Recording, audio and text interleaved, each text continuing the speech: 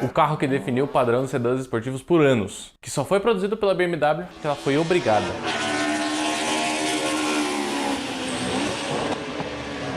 E um dos meus carros favoritos da vida. Isso é quase tudo sobre a BMW M3. Durante os anos 80, a Mercedes dominava o DTM com a sua joia a 190e 2.3 16. E é claro que a BMW não podia aceitar isso.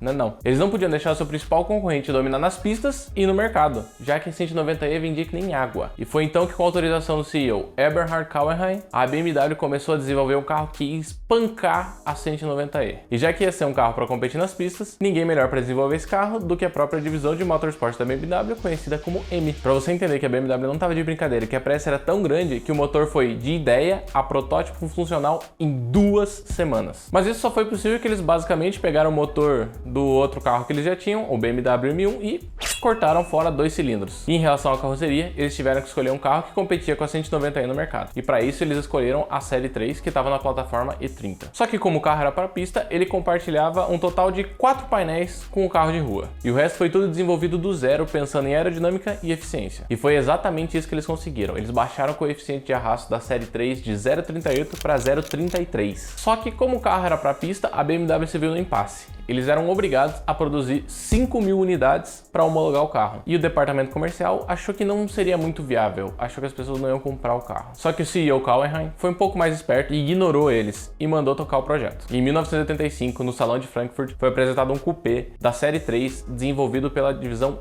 M. E o nome do carro?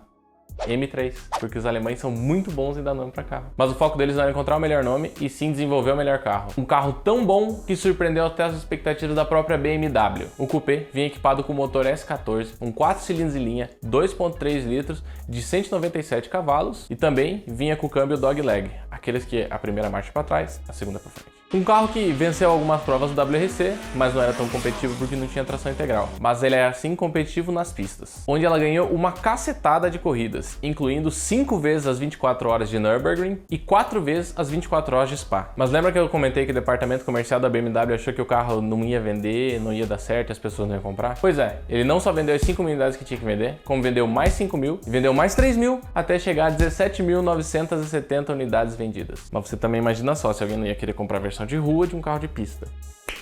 O público tinha gostado tanto da M3 que a BMW resolveu até brincar com ela e desenvolveu uma das coisas mais bizarras que você vai ver na vida, uma M3 E30 picape, que graças a Deus nunca foi produzida. Mas a M3 E30 se tornou um clássico instantâneo, ainda mais se for considerar suas versões especiais, Evo, Evo 2 e Sport Evolution. Essa com produção limitada de 600 carros e o motor entregando 235 cavalos. Mas o tempo passa e em 1992 a BMW entregou a melhor M3 de todas. Pelo menos pra mim, é a que eu mais gosto. A M3 E36, que a princípio foi lançada na versão coupé, mas que em 1994 também teve a versão conversível e a versão sedã, que veio para cobrir o espaço da M5. Só que dessa vez a carroceria da M3 era muito parecida, se não exatamente igual aos outros carros da série 3. Mas não foi só isso que tinha mudado em relação à geração anterior. O motor ganhou os 2 cilindros de volta e voltou a ser um 6 em linha, de 3 litros, entregando 282 cavalos. E essa versão da M3 é um dos carros mais aclamados e adorados pelos jornalistas e entusiastas da época. E como tudo que é bom ainda pode melhorar, em 1995 a BMW resolveu que ia fazer um facelift e aproveitou para aumentar o motor para um 3.2, sem contar as diversas versões especiais, tipo a M3 GT, exclusiva da Europa, a M3 Evolution Imola Individual e algumas outras. Mas a versão que mais marcou da M3 E36 é sem dúvida a Lightweight, uma versão exclusiva do mercado americano, que adivinha só, era uma versão de homologação. O carro vinha sem ar-condicionado, sem banco de couro, sem teto solar e sem rádio, mesmo que de alguma forma ele ainda vinha com os alto-falantes e toda a fiação pro rádio, ele só vinha sem o rádio. Por quê? Mas enfim, de qualquer forma, essa foi a M3 que definiu o que viria pela frente para a marca. E em 2000 foi apresentado a terceira geração da M3, a E46, nas versões coupé e conversível, que a gente ignora. Mas se a E36 tinha ditado o caminho, a E46 concretizou, já que ela ficou conhecida como a M3 das M3. E além disso, também ela foi a última a ter um motor 6 em linha aspirado. Mas também não era qualquer motor, né? Era o S54, um motor 6 em linha de 3.2 litros que girava a meros 8.000 RPM. E também acompanhava um câmbio Getrag de 6 velocidades e ela era eletronicamente limitada a apenas 250 km/h. O carro era tão bom, mas tão bom, que além de ter vendido 85.766 unidades, a revista Road & Track considerou ele o melhor carro esportivo de todos os tempos. E esse sempre foi o grande diferencial da M3, na verdade. A proposta deles nunca foi ser super inovador e trazer os novos conceitos e tecnologias do mercado. Não. O que eles queriam realmente era pegar o que eles tinham e entregar o melhor carro possível. E era exatamente isso que eles faziam. E o Renado da E46 foi um dos melhores. Por diversas versões icônicas, mas também é conhecido por uma versão única. A M3 E46 GTR. Sim, é a mesma Need for Speed e ela vinha com motor V8 aspirado de 450 cavalos. E adivinha só, era mais um carro de homologação.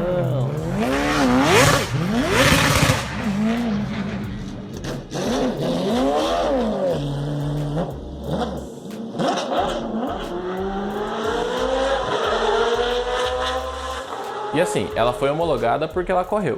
Só que foi homologada daquele jeito, né? Porque a BMW tinha que vender 10 unidades. Das 10, ela produziu 6 e vendeu 3. As outras 3 eram protótipo de teste.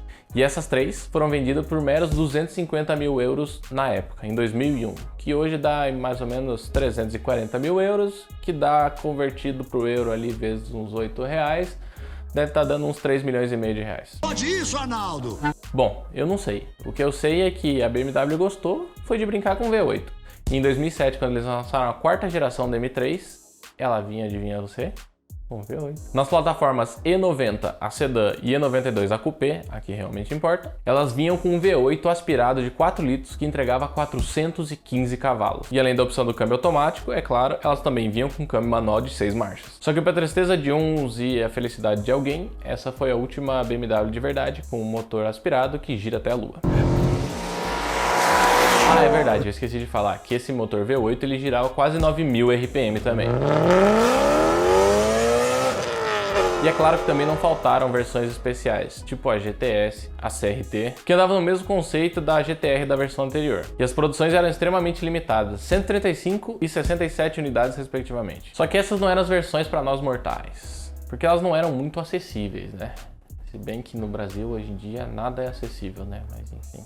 Mas a BMW, em sua infinita generosidade, não podia deixar de fora os entusiastas que gostavam de um pouquinho mais, mas não tinham todo o cacife para pagar no carro super caro. Então o que eles fizeram? Eles entregaram o Competition Package. A M3 Competition vinha com uma suspensão mais baixa, com controle eletrônico, rodas exclusivas 19 polegadas. Ela tinha mais alívio de peso, além do teto de fibra de carbono que já vinha por padrão na E92 Coupé. Entendeu? Porque eu falei que Coupé é o certo. Mas a BMW não se contentava com pouco. E mais uma vez, para surpresa de alguém, eles produziram um modelo especial. Um modelo tão especial que só tem uma unidade, o próprio protótipo. Ela estava de volta, meus amigos. A M3 Pickup. E alguém deve ter ficado muito feliz com isso. Porque eu não entendo esses caras da BMW, para que fazer isso, né? Mas não tem problema, eles estão só testando. Quer dizer, não tem problema em partes, né? Porque agora começam os problemas, não a picape. Calma, eu já explico. Em 2014, a BMW lançou a nova M3 na plataforma F80. Uma M3 que foi produzida apenas por 4 anos. E como se não bastasse isso, eles ainda fizeram o favor de dividir a M3 em 2. Tipo M1,5? Não.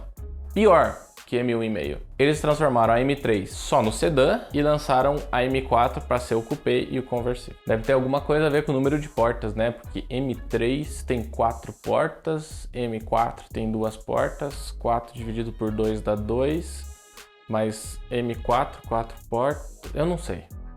Eu sei que a BMW está se perdendo. Se você não acredita nisso, olha a nova M4. Entendeu o que eu tô falando? Mas se tratando de M3 e M4, a BMW voltou às suas origens. Não tão às suas origens, mas ela trouxe de novo o 6 em linha. Só que dessa vez com 2 turbos. Pois é, lembra que eu falei que a última M3 de verdade tinha sido a E92? É por isso. A nova M3 tinha um 6 em linha biturbo, que entregava 425 cavalos. Só 10 cavalos a mais do que o V8 aspirado. Mas agora você deve estar me crucificando, falando assim, ah, mas porque turbo é legal, imagina 2 turbo, turbão, tarapapapa, Só que eles não fizeram isso só por causa de performance. Na verdade, muito menos por causa de performance, muito mais por causa de economia de combustível e emissão de poluentes. E aí você ainda acha que eu tô pegando no pé da BMW quando eu falo que eles perderam, né? Mas mesmo assim, a F80 ainda foi considerada uma obra-prima da engenharia automotiva. E é claro que também a BMW não deixou de lado quem gosta de um pouquinho mais de performance e lançou a M3 Competition. Dessa vez com um amp de potência para 444 cavalos, ajuste de suspensão eletrônico e controle diferencial. E para esse ano de 2021, a BMW já planeja o lançamento da nova geração, a G80. Eu realmente espero que seja um bom carro, mesmo não tendo M3 Coupé. Mas a M3 tem seu mérito também, né? Eles sempre foram a régua de corte dos sedãs esportivos. Desde a sua primeira geração icônica, a E30, que só foi vendida porque a BMW foi obrigada, até suas últimas gerações, que apesar da polêmica de não ser uma geração raiz, que não tem motor girador, que gira até a lua, aspirado e coisa arada, são carros excelentes. E a BMW vai viver para sempre no meu coração, pelo menos, né? Mesmo eles pendendo pro lado mais de consumidor e vender muito mais carros do que o lado do entusiasta que curte carro e curte dirigir e curtir, né? Eles ainda sempre vão ter no meu coração e tem seu valor. Não só um valor de mercado, como um valor histórico do que eles fizeram e conseguiram até hoje. Então isso foi quase tudo sobre a BMW M3. Valeu por ter assistido. A gente tá de volta. Vídeos toda semana, toda terça às 6h30. Compartilhe com teu amigo que gosta de BMW. Tamo junto. Até a próxima. Valeu! Muito joinha, né?